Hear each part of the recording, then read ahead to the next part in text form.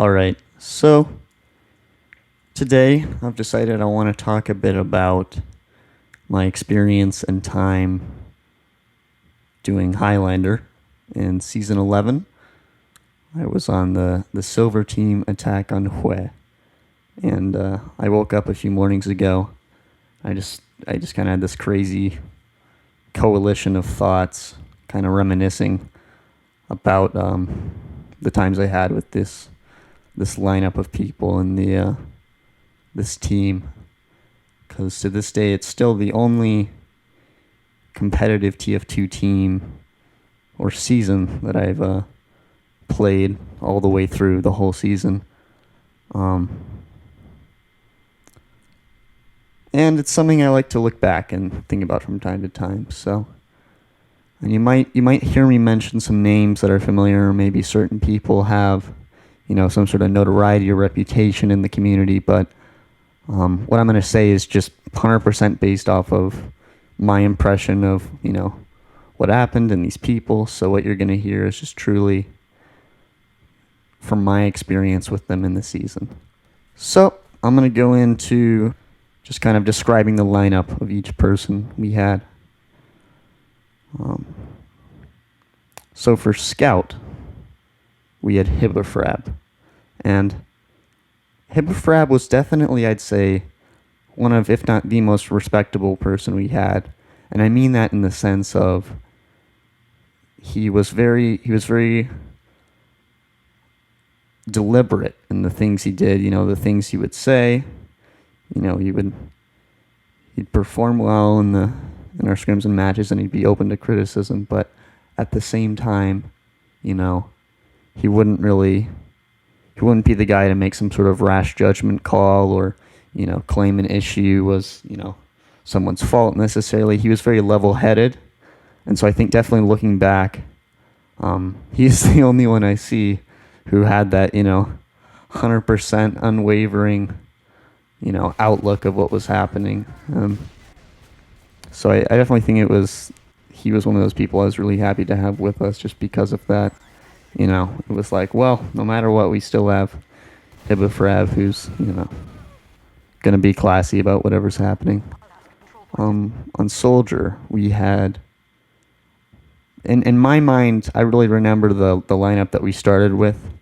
We had scrimmed on Granary, the first map, maybe even the preseason map. No, I believe that was the first map for quite a while before it actually was we had our match. So Sacred Dragon was our Soli, and he was eventually cut on Lakeside. I'm not sure how far into the season that was, but he definitely comes to mind when I think of the sort of classic lineup. And I describe Sacred Dragon by saying he had a very deep voice and a very kind of stern personality. Kind of the sort of thing where he might be kind of blunt or even occasionally rude about something, but it's nothing personal necessarily. It's just really he's a no BS kind of guy, which yet again was another kind of interesting character to have. I remember specifically at the beginning of the season, him and our demo would kind of compete for top damage. And I remember others saying how he's like, he could really be in gold or maybe even low plat, and how it was really good to have him. And I definitely agree, because I felt like he was one of those kind of all-stars from the start. It was like, whoa, this guy really knows what he's doing. And at a certain point in the season, which I'll go over more later when I talk about my role, there was a time where I had a conversation with a few people on the team about what I was doing, and it wasn't really positive. There were some issues I was having from the general outlook people had. And so after I had that discussion, I remember going to a different channel in Mumble, just kind of expecting to be AFK or whatever. And he had hopped in and kind of said a few words, sort of like, it's going to be okay, but that stuff can't really fly in Silver. You got to start thinking more about what you're doing. It's not steel or iron or whatever he thought I was from. which I thought was really cool of him because it was kind of unnecessary. But it was just sort of, I felt like he was kind of doing the "I got your back" sort of thing. And I'll get more into why he was kicked and that whole thing later. But I definitely felt like I don't I don't really know what happened with him because I remember trying to reconnect with him a bit after he had left us, and he didn't seem super really he didn't really want to talk to me, which is fine. I understand. You'd be pretty upset if you were had been kicked, sort of thing. So, but I think of him in my mind as that sort of bold, straightforward, and you know was there for me that one time, which I like to remember. On Pyro, we had Wesley, and now Wesley is yet again another interesting character. I'm not quite sure how he came into the picture of being with us, but because he's definitely an interesting guy. Wesley, how do I put this gently? I don't even know what to say. It's like he's out there, but no one's quite sure why. I guess he definitely can focus fine in scrims and matches or whatever. But outside of that, he was definitely felt like he was one of the few people who kind of had my slightly atypical sense of humor. Um, and honestly, I can't think of much of what his actual dynamics in the game were like. And frankly, that's just because you know I'm as the role of spy. I wasn't often looking at our players. Usually, kind of hear what's happening from everyone else, or oh, somebody did this. But I assume he did his job to an average or whatever level. I just remember there was a lot of funny moments where I would try to help him out, or he would bait someone, and then for whatever reason, whether it was accidental or intentional, just to screw with me, he would ear blast the person behind me, and it would usually get us both killed. So that was a pretty funny thing. That was also annoying, but it was he knew it was funny when he did that. So Wesley also got kicked very very at the end, much longer lasting than Sacred Dragon, and that's something I'll get into as I kind of talk about the end of the team. But I don't really know what happened, honestly. And so if we move on to the demo man, we had a guy named Simon who at first he definitely was just sort of, I kind of liked him because he had that we'd laugh about really weird things or the things no one else would think was funny, and it would be me, him, and Wesley just kind of, you know, being ridiculous at some point in time, and no one else would really quite get it. But I remember people would say how he's like straight up from iron or something, but he's totally pulling his weight. And I don't really know about the beginning, but definitely by the end he was a very strong demo. And I guess I like his sort of personality on demo because he was very aggressive and just sort of, I don't want to say lacking control because he definitely had it, but it was just like he liked to push the limits of how much he could do, which I think that's a really, I like that mindset on demo. It makes sense when I think about it. So he definitely pulled his weight. If I think back to those little kind of charming intricacies about these people, was that he at the time, and I honestly don't think this went anywhere, but he had a Ghastly Gibbous collection, which I was like, at the time I thought, I was like, oh well, this guy, I appreciate him doing his thing. So I remember I donated a can of Operator's overalls, which was a gift someone else gave me, and I was just like, let's give this to Simon and contribute to, because he had one painted every single thing. So, and I don't even think, if I asked him about that, he'd probably be like, oh yeah, I don't know what that was about. But that was just a funny thing. I remember when I'd first added him, I saw that. Now we're going to move on to Kai the Fox. I'm just going to say Kai. And she was on heavy.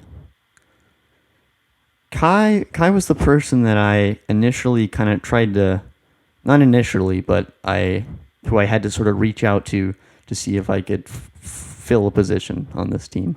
Um, I had been connected with her by Dell, who I'm going to talk about next, who is our engineer, and Kai was one of the leaders. It was kind of co-leading, but she was definitely, I'd say, the main leader that we had. And overall, I felt like I really liked the job Kai did as well as the other leaders because, especially for people like me, I don't really know much about everyone else's experiences, but seeing as this was my first like real season I would go through, she definitely kind of, set the bar for like what was acceptable and, kind of making sure everyone was really trying their best. Because we were scrimming, I'm going to say, I think it was twice a day except for Wednesdays, I believe. But that was a considerable amount of time. If you think about it, I don't know. I don't think many teams do more than that. And I think Kai always really cared about, building us up and making a real team, which is something at the time and even now I still care about. So I think about when I first talked to her, I remember we had a conversation where just before I scrimmed with them or anything, she wanted to ask me, what my goal was with Highlander. What did I want to do with this season? Which I thought was a really good question. And when I thought about it, I'm not quite sure what I answered. But it was definitely along the lines of getting better and finding people who can do that with me. And when I asked her what her answer was, she had said that, she wanted to really build a team that would, go on after the season. She described it sort of as a family, as people that kind of, it was like you really had that bond, not just, inside scrims and matches, but really, outside of it. It was something everyone would look forward to, and it was kind of, something they could really build off of each other. And, since she had said that, and even just looking at how I feel now, that's, I think, one of the most important things I feel, at least with, having a team in whatever competitive league you're doing, is, I really like the idea of, building this solid roster of 9 people who kind of get each other and, push each other up, sort of thing. In terms of, being a heavy, here we go again, things I really can't, judge as well as I should. She did a good job. I remember there were some ridiculous sandwich plays, which was hilarious and good. But I think definitely Kai's role in the team was definitely, beyond heavy. And I really don't think that was where it mattered that she was heavy. I think, she could have been anything, but it was just her. She definitely put in a lot of time to make people, want to put an effort into the team. And I think that's huge. I don't really think there's anything more huge than, making sure people are motivated and getting those 9 people to want to build off each other. And so if I go on to Dell Conager was the engineer we had, and Dell is kind of the reason I got on this team, in the sense that he was the only one I'd known before this era. Back, I think it was season 10. I don't think it was 9. Maybe it was beginning of 10, end of 9, sort of peak of 10 about to start, because it never got off its legs. That's not the right term. Got off its wheels. I was trying to build a steel team at the time in season 10. And I had this idea, or I guess a lot of ideas that really made me want to make the type of team I wanted to make happen. I sort of had this vision of, especially because we were in steel, I felt like we had the room to shift around the metas and try new things. I didn't really like the stickliness of the competitive, the sort of strict guidelines of how you're supposed to do things, the meta. And so I had all these crazy ideas of, we run this thing that nobody ever runs and it counter their Kritzkrieg, or, we move the Soli to combo and they wouldn't expect it, or, the combo goes through the telly and comes around flank. Highlander is great and all, and TF2 is fantastic, but why does everyone, feel like they can only do things a certain way? Obviously, there's the, success aspect of it, but I really had this vision that if we put the time into it, we could totally pull some things off. And so Dell, I believe, added me from a UGC forum post that I put up looking for people. And, I believe Dell was initially supposed to be with us, which was a little bit of a dream come true at first, because he was on some LFT plat thing. I know that's its own controversy, but he had just started the thread or whatever that was. So I was freaking out a bit. I didn't know who this was, but I'm like, what? A guy who's gold plat Ingy wants to help us do this. This is fantastic. And he never did. It didn't work out. I guess he really had his heart set on higher divisions, which I don't blame him. Steel is pretty low. Even if he was only gold or high silver or whatever people claimed, not everyone's too canny about going on their mains in steel. And so he said he was going to kind of mentor us, which never really happened, partially just because, the connection wasn't really reinforced, and the team did eventually sort of fall apart, which is its own fiasco story. But the way that I connected with getting this all set up through Dell was I kind of asked him, because after that season where we'd fallen apart, I was like, all right, what are you going to do next season? Fill me in. What's on Dell's mind? And so he had said that his friend Kai was going to start a team in silver. And so I'm like, all right, what do I do to talk to this person, Kai? How do I get in the loop here so I can put myself out there? And so he told me to add her. And that's what I did. And I just remember one night I had seen Dell streaming, and he was doing pugs, which I guess there was a time there where they did. Kai and Dell had hosted a lot of 6v6 pugs. What I figured was the smart thing to do was I would tell Kai, hey, feel free to invite me to some pugs if you need an extra slot. That would be fantastic. And sure enough, we did. And so I, tried my best to act professional, seem like a worthy contender, because I kind of told her when I first added her, hey, I'd love to, try out spy for the team that I heard you're building. I'm friends with Dell. So the pugging went well, and then it was just sort of, kind of gradual asking, like, hey, when are we going to scrim? I'd love to, be involved in that when it starts. And I think that was definitely one of my few successes in, I guess, my history of UGC whatever, was realizing how important, putting yourself out there is, and those sort of connections, because, really, even up to gold, I don't think any captain's going to want to try out, a lot of people, especially on spy, a kind of spot where people don't necessarily know, how to judge it besides frags. So I definitely think, put yourself out there. It's the best you can do, because skill will often not, supersede personality or whether people gel with you. And so now let me just talk a little bit more about Dell's actual role in the team, because I kind of got off in a tangent there.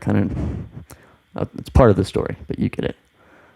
Dell was a guy who really I appreciated, because he felt like he pushed the limits of engineering. And I don't mean that in just, like he was really aggressive, like I was talking about Simon on demo. I really mean he would take it to new places and try new things that no one else was, I specifically remember all these ridiculous things where, he'd run in and, take down the wrangled level 3 sentry somehow, and people would be like, how did he do that? Or, I specifically remember on Granary, he got a level 2 sentry onto Catwalk and just rescue ranged it for days, and it just did so much work, and I was just thinking, oh my god, that is so fantastic. And he even had this thing, it was like the Ninjaneer teleporters was what we were calling it, where he'd be like, all right, casual, take my telly, and then sure enough it'd go, way behind their spawn or whatever. And Dell, he's definitely one of those reliable people where it's like, you know, you're not going to expect like not enough comms from Dell, or, like he definitely pulled his weight and you could tell he really cared. Not saying that anyone else didn't care, but it was just one of those people where it was consistent, because a lot of people have off days. I had off days, most people did, but Dell, I think, did a really good job of, whether he had them or not, appearing very, very consistent. And that sort of thing kind of helps the team momentum when you got, people like that you can sort of rely on. Now we're going to look to our medic, who was Polk. So there's two main things I want to kind of talk about here. First was the concept behind this team, which I didn't really know quite as much at first, but Kai and Polk, who were buddies at the time for sure, had decided they wanted to swap roles in off class in silver. I don't know if I think they were in gold before, and let's play some Highlander. Yes, I think that was it. And so, really, like, when I heard about this, that Polk was involved and, like, he was going to be, it was one of those things I was like, what the heck, this is amazing, because the season I really watched that got me interested in, Comp TF2 or Highlander at all was Season 8. The Season 8 team, the Syndicate, just kind of annihilated that season. And it was one of those things that I just kind of loved to watch because I really liked what they did. Because it just felt like everyone really knew what they were doing and had their own really unique sort of niche. Like it was like, Valen doing the black box stuff, totally, in control. And then, Engineer Dave Plus, that's pretty crazy. First guy to sort of really, use things like the short circuit on payload offense or some really crazy like wrangle sentry spots. And then you got like all-star heavy Polk and like Ruin on Scout. I mean, it was just such a crazy lineup, and not only was everyone sort of unique in their own way, but what was so cool about it was they kind of played off of those, advantages, and that was why they were so good. So that was the team, that was really making me go, what the heck, this is awesome about Highlander. And Polk, of course, was the heavy. So when I heard that, all-star heavy Polk was going to be our med, I was kind of, I was excited. It's like you just don't expect these sort of things to happen. And so Polk was kind of one of the co-leaders. It was him, Dell, and Kai mainly. And Polk, I don't think, took as much of a role as he probably usually would because he was on a new class, Med.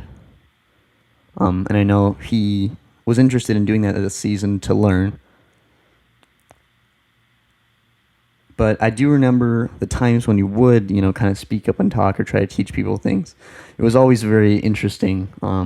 Because Polk, I definitely, if anyone who knows him knows he's really dedicated to TF2 and, making a team work. He pugs all the time and tells you should watch your demos and, knows every single way you can improve, and you got to put the time in, and he's always putting the time in. And so at first he was definitely kind of he didn't talk a lot sort of guy. And it wasn't a guy like, I was totally comfortable just like, hey, Polk sort of thing, because for some reason in my mind he was totally elevated as like, it's Polk, what the hell? And so I just remember he did a fine job at Med when I was thinking about it at first. But he would just have these like crazy escape, overdose, getaway plays, like channeling his inner Marilyn, and it was just kind of one of the coolest things to watch. Or just hear about him escaping or whatever. It was like, Polk, how the hell did you do that? But it was, it was always fantastic. I actually did hear people. I don't really remember how far in the season it was. Maybe 3 or 4 weeks, but it was like a few people who'd kind of told me, just one-on-one, like, yeah, Polk's not doing too great on Med, sort of thing. Yet again, something I'm not really, I can't say. Like my job's to look at the other team, so I don't always like have a first-person account of what our team is doing. I just remember there was like an issue on Lakeside or something where he was getting picked a lot, but I definitely don't think come the finals and come the kind of the last weeks of us as a team, he was like a problem or anything. I don't think anyone felt it at that point, and he certainly wasn't. He definitely had like, undoubtedly the best game sense out of anyone. So he definitely had some interesting strats and advice. Now, the next class is Sniper. We had Moof. And Moof was another sort of iconic character of our team because she was very good. That's the first thing I'm going to point out. I don't know if it's she put more time in than other people, or maybe just sort of natural talent going in, or maybe she put in a lot of hours. But she definitely, would go big from time to time. It was definitely a sort of thing where, like, I don't think it kind of carried on, but definitely at the beginning, she had some problems kind of losing her cool just because, maybe on those off days when she wouldn't do so amazing, it was kind of hard for her to cope with type thing. Because I guess it's just sort of a surprise, and it's a bummer when you do bad, and so especially when you're doing really well all the time, to not do really well can kind of get you down. Moof was very close with Kai, and the reason I bring that up was because, she wasn't necessarily a leader, but I definitely felt like she was very proactive in, bringing things up and being like, yo, Kai, let's talk about this, or hey, I think this is an issue, or, she had a lot of analysis of what we were doing that she'd like to bring up. And so I guess this is controversial, this part, but I do remember when Sacred Dragon had gotten kicked. It was Lakeside Week, and he had said something offensive to Moof in public chat in TF2 about like not going to point or whatever. I can't remember exactly what he had said, but I know that it had upset Moof, and it was something that like Moof kind of brought the attention to bring up with Kai. It was like one of those things where Moof would be like, Kai, can I talk to you for a sec? And then they go to a different channel, and then they would return, and there'd be something, they'd kind of discussed about that we need to bring up. And I don't know if it was just me. I kind of felt like other people were on the same page as me, but definitely when we had that talk about, hey, we're probably going to kick Sacred Dragon, I kind of felt like, really? Like, I mean, I don't know if there was more going on, but from my view of things, it felt like this was just Sacred's personality, and we should probably just start telling him to, not be so negative towards our own people. Like, we understand what you're trying to say, but there's better ways to word it or bring it up, not in the middle of a scrim or whatever. Because that kind of felt like a loss when we kicked Sacred Dragon, because he was very good. He was like I said from the beginning, he was one of those people where it was like, oh my god, he's doing a lot of work. We had him replaced by Cyan for most of the season, who was a buddy of Polk's from UBS, I believe, and then kind of swapped with Pulse here and there.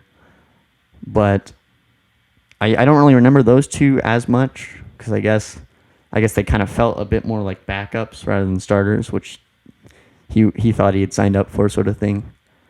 But I guess that's the main gist of that situation. Moof, I don't remember a lot about, because there was few people on this team that I would talk to outside of scrims and matches. It was like, maybe I'd talk to Dell and maybe Simon or Wesley. But definitely not at the beginning. And that was kind of it. It was like when we were done scrimming or practicing or whatever, there wasn't a whole lot of stuff that happened between people outside of it.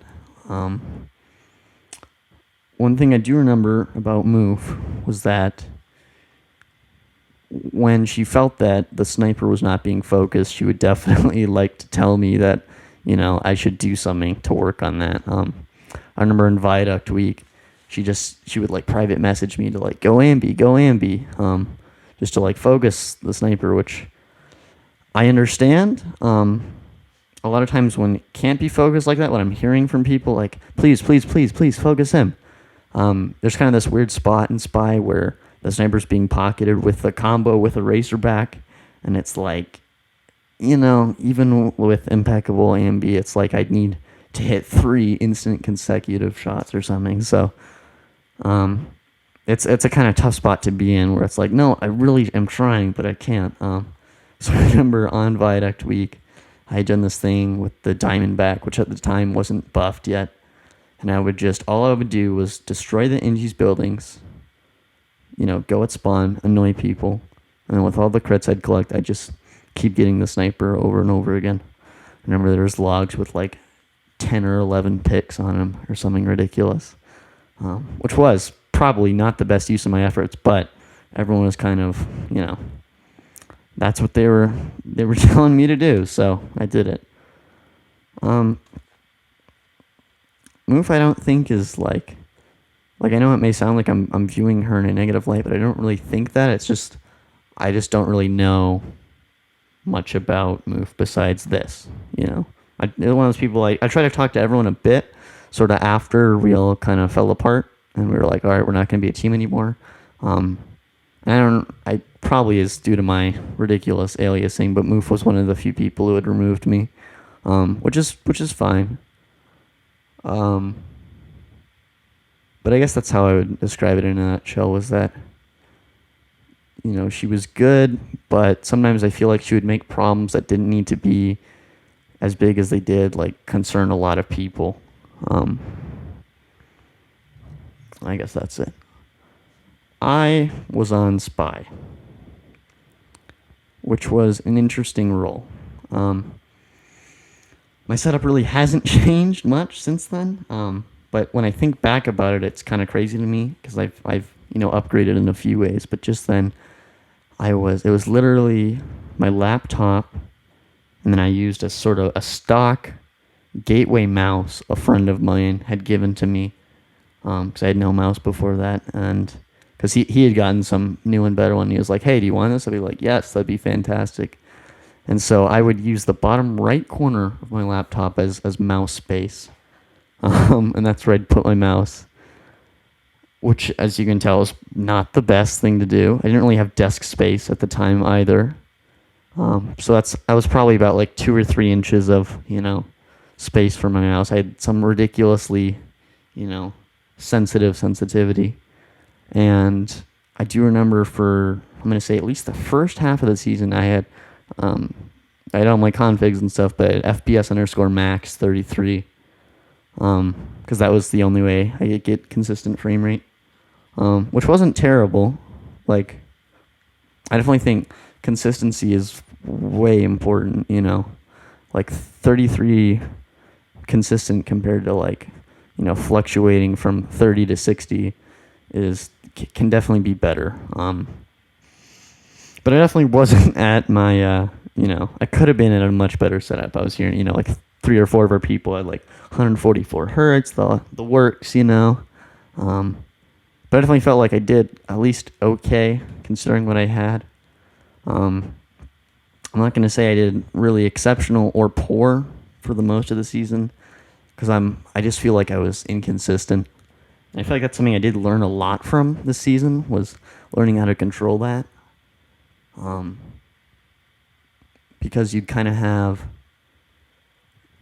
some matches you do very well, or some scrims you wouldn't do very well. You'd be on the same map for, 14 scrims or something, but for whatever reason, some would go really terribly and some would go really well, and you're killing yourself trying to figure it out why. And so I'll talk just a little bit about how I did sort of at the beginning, because there was about 2 hurdles. One was in that kind of preseason, just screaming a ton of granary for a few weeks.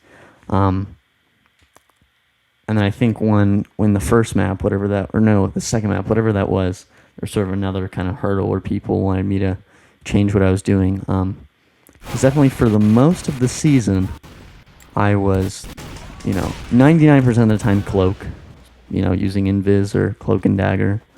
And then a lot of kunai, especially on granary, which is definitely not a popular choice. I've heard from plenty of people how they feel about it in a negative manner. But I definitely felt like I could show people that, it totally could work. And I don't think, scrims rated poorly were the fault of the kunai. I still agree with my philosophy that, it's a perfect knife for the way I want to play. It's just sometimes I can't be perfect, to match it. And, there's a lot of times where people want to blame it, where really, it would have been screwed anyway. And it's silver, so it's sort of this weird mesh of people where you got, some people coming up from maybe iron or steel who really don't know a whole lot about what they're doing. But at the same time, you kind of maybe have people who, are starting to get a pretty good grip on what they're, doing. And so if you think about people like Kai and Polk, they probably definitely were on the curve of knowing very well what they're doing. And so, especially with the broad range, we had about 60 teams that season. It's very hard to hone in on what people are going to be aware of and unaware of. And I think this is very crucial for Spy, and part of the reason why it is kind of hard to lock in that consistency in silver is because, it's hard to learn every single team new again. If you're in gold or plat, you probably can get a pretty good guess that people are going to be smart. Or maybe if you're in steel, you can have a pretty good guess that people aren't going to be as aware as they could be. And so here you definitely get this mix where it's very hard to predict because, you can be too conservative and maybe, not do as well as you could have because you're expecting them to be smarter than they can. Or sometimes even, you outsmart yourself because you think, oh, what were they thinking? They should have seen me or they should have done that. And so because of that, you get caught out, for some ridiculous reason. But if I come back to the idea of, the kunai, which I don't want to make this the whole point of ramble here. People around granary time were kind of, it was one of those issues that some people had brought up. Mainly it was like a Moof Kai thing that I remember was like, we were kind of doing self-critique and it was like, all right, casual, you gotta stop using the kunai. Which was interesting, because I feel like, I don't want to say it's one of those things that people aren't really qualified to judge unless they're really familiar with Spy, because even people familiar with Spy are kind of close-minded and not really cognitive of logic. But I guess the reason it was kind of most upsetting to me and I really wanted to push back and be like, no, this is not the issue, was because it felt like people didn't think I was doing the best thing I could for my team. Because that's something I always consistently tried to do. Was if things were going wrong or whatever, or I felt like there was a problem and, I knew what it was, I'd stop it. If I was aware that, the kunai could really hurt me sometimes, if I really did understand and believe that, which I still to this day, it was not the issue, I would have changed it. So it just felt like I wanted people to understand, like, hey, I'm going to try to do the best I can to help you guys out. And, I wouldn't do something like that I know would hurt us. And I definitely think as the season went on, people kind of grew to understand it and realize, all right, he can pull it off, because people will still write it off, which is totally fine. But good results, it's a little harder for people to write off. And there's two, I guess it's just one sort of main point I want to make here about how I improved. When it came to the tournament, the finals, when we talked about, how we can improve, we were analyzing what we should do. Process was the first map. Polk had brought in his friend Hildreth, and Hildreth was another one of those sort of legends you'd heard about, but you never really figured you'd ever talk to him or anything really, be involved with him. And so Hildreth gave a lot of interesting advice. And I mean that in the sense that a lot of people like to give you advice on mechanics, especially for Spy. But Hildreth really opened up my mind about how you could use Spy to, really help your team.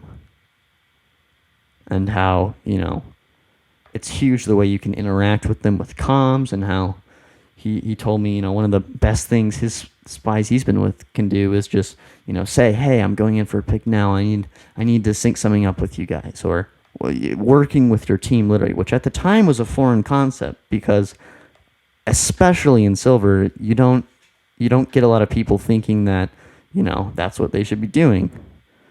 And it's just, there's this sort of idea I guess a lot of people have in their heads that spies, a very lone class.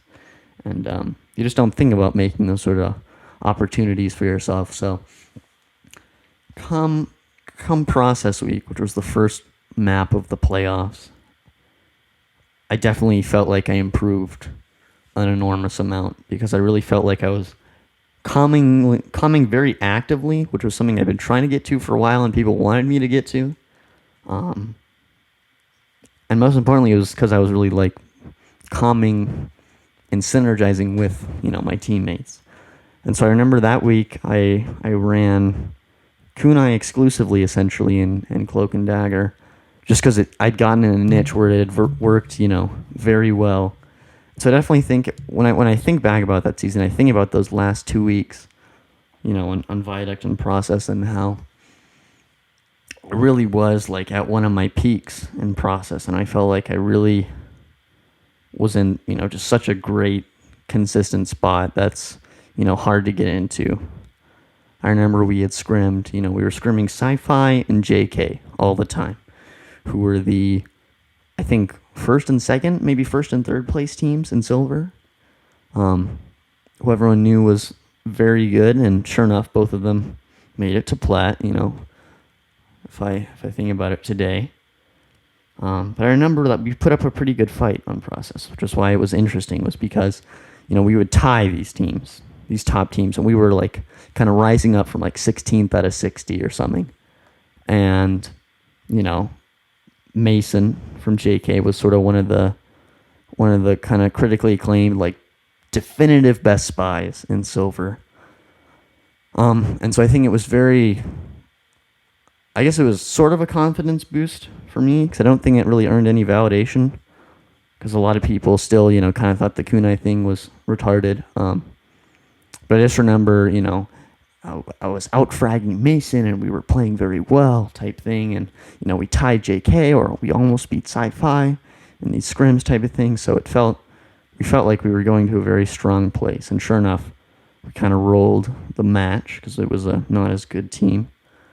And then, come Viaduct week, we were against JK, who were on their, another critically acclaimed strongest map type thing on Viaduct. And so I want to, here's another thing to address, is the only two people who were kicked or roster swapped in the season, once we'd kind of figured out the base roster, was Sacred Dragon and Wesley.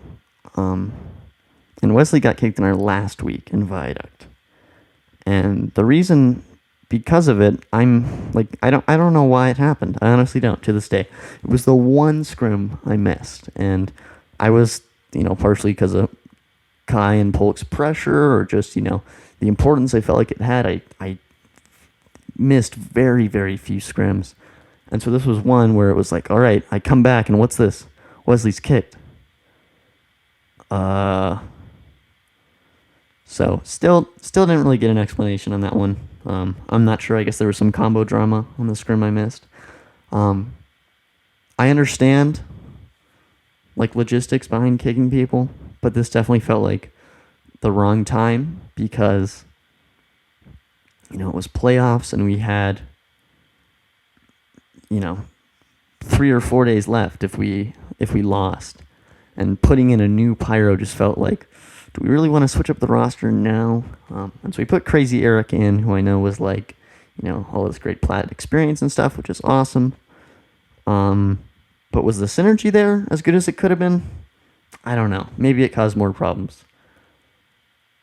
I I'd like to think we had a chance on Viaduct if we didn't do that.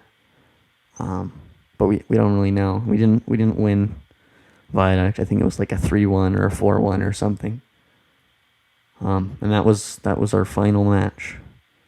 We landed in 8th place because if we would have won that one, we would have had guaranteed 4th, and gone on to teams who, maybe, hey, we could even have a shot with them because we'd been doing pretty well against Sci-Fi last week, and these are maps that no team's really dominant at. So that was kind of like a definitive match for us, and I definitely remember feeling the morale just sort of die right at the last like 5 minutes or so.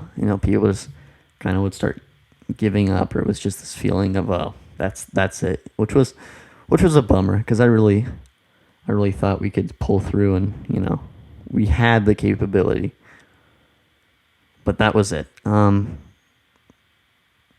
And for whatever reason, we kind of, beforehand, people were saying, are we going to do this for another season? Is this going to happen? Like, are we going to be a team? People were like, yeah, maybe this could happen. But for some reason, after that match, there was definitely sort of a unspoken attitude that was the last time that we'd be together.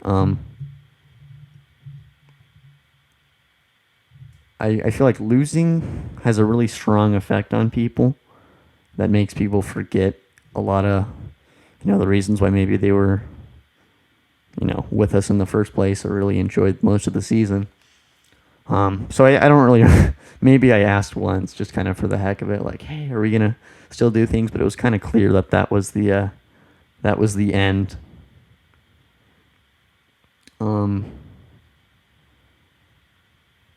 So since then, it's one of those things where it's kind of like I've tried to, reach out or talk to some of these people because I've had my I guess more than fair share of, struggling, trying to get people together and trying to, make a team sort of build off of each other and really synergize.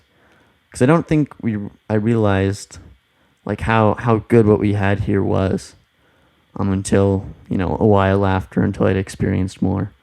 Because we were scrimming, all the time with, for the majority of the season, the same 9 people, which is something you can't find a lot. And so, it'd be nice to, still be with one of these people or whatever on a future roster, which I've tried to set up here and there. Try to keep my connections broad. But even then, I don't think it will be quite the same as having, all of this exact lineup together. So I suppose that's it. I've kind of explained everything that was on my mind. That was just something I really wanted to, look back to again, because it was an interesting but good time.